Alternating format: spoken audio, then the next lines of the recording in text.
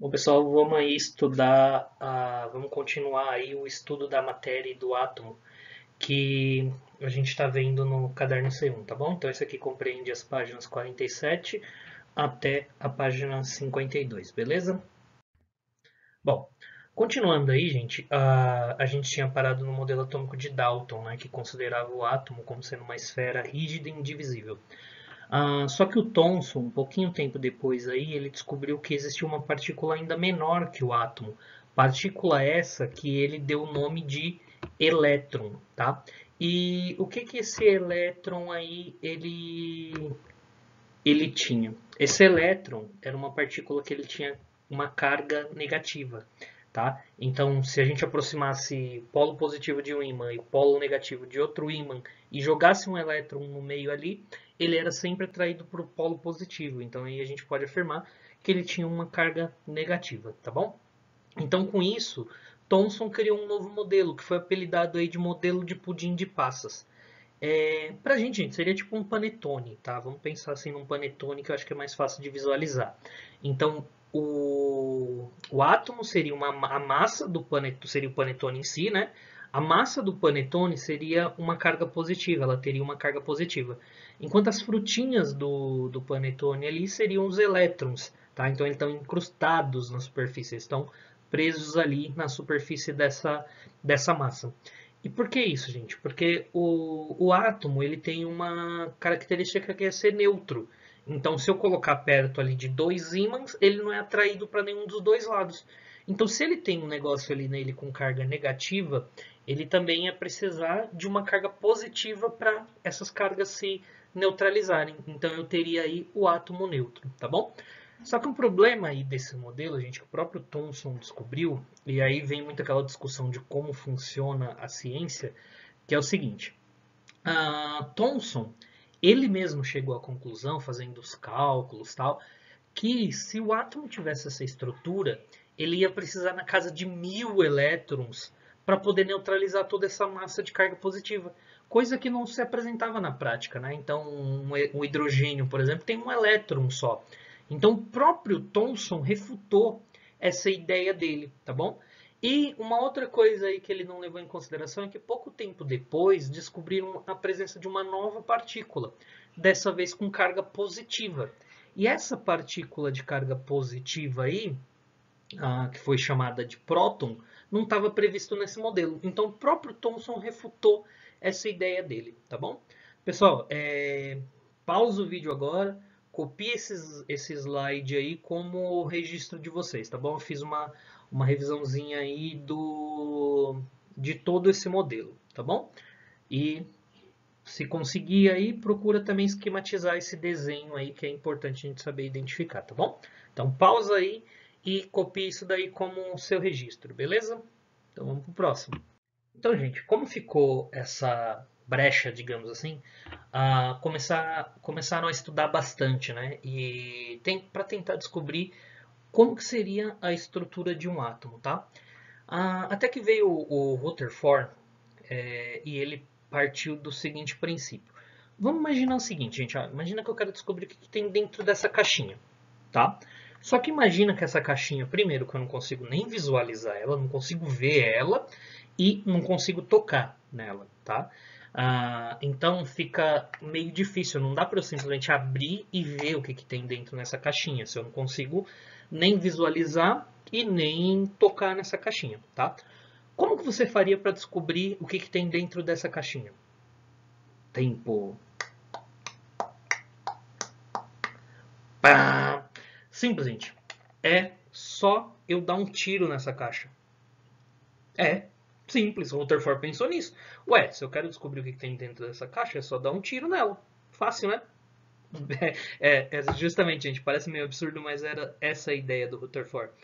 Porque se você. Vamos parar para pensar aqui, ó. Imagina que você dá um tiro nessa caixa e essa bala simplesmente atravessa. Atravessou a caixa. O que significa? Que ou que essa caixa está vazia, ou que dentro dessa caixa aqui tem alguma coisa mais leve que a minha bala, certo? Agora imagina aqui que você dá um tiro e essa bala ricocheteia.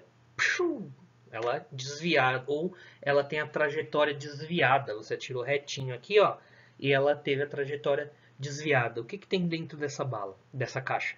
Significa que essa caixa está cheia ou que dentro dela tem alguma coisa muito mais forte que a minha bala, certo? Então, era essa a ideia do Rutherford. O que ele fez aí, gente? Então, ele fez o seguinte, ó. Na época aí já se conhecia uma partícula radioativa chamada partícula alfa, tá? Que era emitido aí por um material radioativo, né? No caso aqui o polônio. Então o que o Rutherford fez?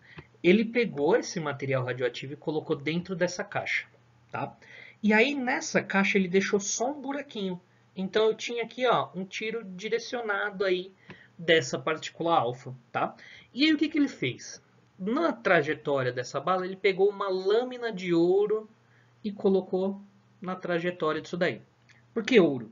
Para sustentar? Não, gente, é porque ele precisava de um material que fosse extremamente maleável, então eu conseguia fazer uma camada bem fininha, tá? Então essa lâmina de ouro aí dele tinha tipo metade da grossura de uma folha de papel, tá? Porque quanto menos átomos eu tivesse ali no caminho, melhor. A ideia dele era acertar um átomo só. Se o material fosse muito grosso, teria muitos átomos ali para atravessar, né? Então por isso que ele usou a lâmina de ouro. E aí, como essa partícula alfa ela é invisível, né? Ele precisava ver para onde foi parar. Então atrás aqui ele colocou uma folha de sulfato de zinco. Era como se fosse uma chapa de fotografia, que onde essa partícula alfa batesse, então ela bateu aqui, aparecia uma manchinha ali, então ele conseguia ver a trajetória aí dessa bala, tá bom? E o que ele observou, gente? Que boa parte dos tiros aí passava direto. Beleza, era isso que ele estava esperando mesmo, né? Só que aí ele viu que a cada, sei lá, mil partículas alfas que passavam ali, uma tinha trajetória desviada. Então ela tinha trajetória desviada. E muito mais raramente aí, essa partícula ricocheteava. Ela praticamente voltava na mesma direção. Tá? Então o que o Rutherford pôde concluir aí? Ó? Ele pôde concluir, primeira coisa, que o átomo ele tem mais espaço vazio do que preenchido. Então por isso que boa parte das partículas passavam reto. Tá? Só que ali naquele átomo tinha uma regiãozinha bem pequenininha e bem densa. E essa regiãozinha bem pequenininha e bem densa é o que fazia a bala ricochetear e desviar, tá bom? Então, com isso, gente, ele pôde chegar a um novo modelo e ainda assim calcular o tamanho do átomo, toda vários detalhezinhos ali a respeito do átomo, tá bom? Então aqui, ó, esse é o nosso registro, tá bom? Então pausa aí, copie isso daí no caderno, inclusive o esquema, tá bom? A respeito do modelo atômico de Rutherford, tá? Quais foram os principais aí detalhes a respeito do modelo de Rutherford? Gente, copia aí que eu não coloquei no slide. Primeira coisa, o átomo tem mais espaço vazio do que preenchido, beleza?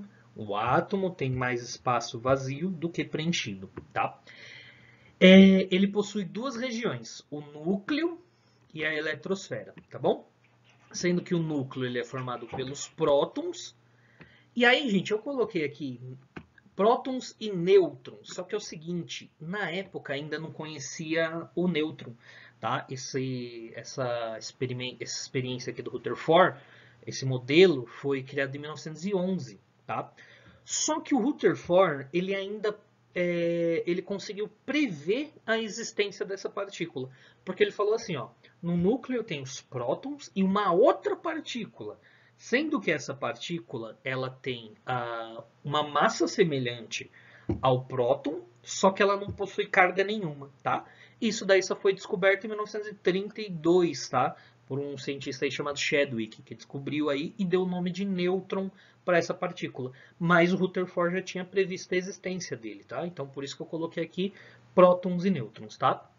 Girando ao redor aí desse núcleo, a gente tem a eletrosfera. Então os elétrons ficam girando ali ao redor desse núcleo, tá? E essa eletrosfera é onde a gente encontra os elétrons, tá? Então os elétrons giram ao redor do núcleo aí, tá? Uma coisa importante aí, gente, é lembrar também, tá, que o próton tem uma carga positiva e os elétrons têm uma carga negativa, tá? Então, por isso que o núcleo aqui ó, tem uma carga positiva e os elétrons girando aqui têm uma carga negativa. E que o nêutron não tem carga nenhuma, tá bom?